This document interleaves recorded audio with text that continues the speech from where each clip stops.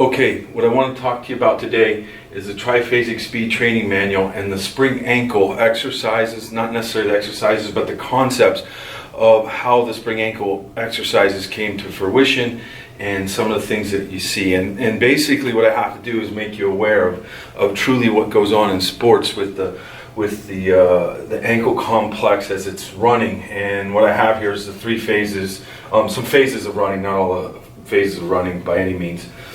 But what you have to realize in sports is that when you're running at full speed, let's say you're running at full speed and this foot, and this would be the hip, the knee, and the ankle, when it slams down onto the ground and comes into this position right here, what we have is roughly 5 times body weight. So in that realization, you have to say in hundredths of a second upon impact, not just the full length of when the foot's on the ground, but at impact, we have 5 times body weight. So if you have a 200-pound athlete, you're talking over 1,000 pounds of instant feedback or instant impact forces, which actually I think are even greater, to be honest with you.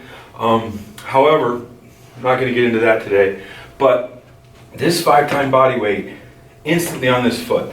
Now, if the foot and the ankle aren't functioning correctly, okay, and when I say that, is if it can't handle 1,000 plus pounds of force, the body knows that it can't absorb all that force correctly, and the foot is unstable.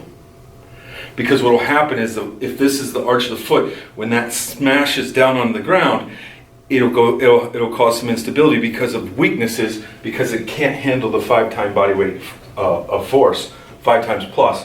When that strikes the ground, the body says, I can't find stability here. What's next?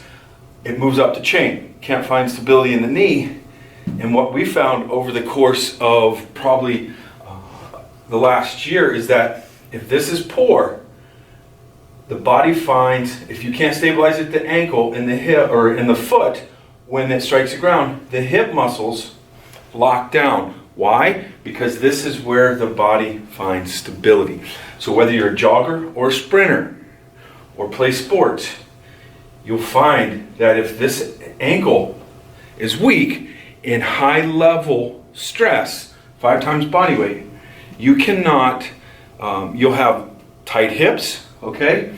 You'll have lower back problems because the hips are now tightening up. And what happens is then the back locks down. So all the muscles in the hip area are actually tightening up to find stability, because every time the foot strikes the ground, the body stabilizes in the hip. So people say, oh, I got tight hips. Check their feet. People say, oh, when I run, my low back gets tight. That's a glute pattern problem, but it can also be caused by the lack of stability every time the foot strikes the ground.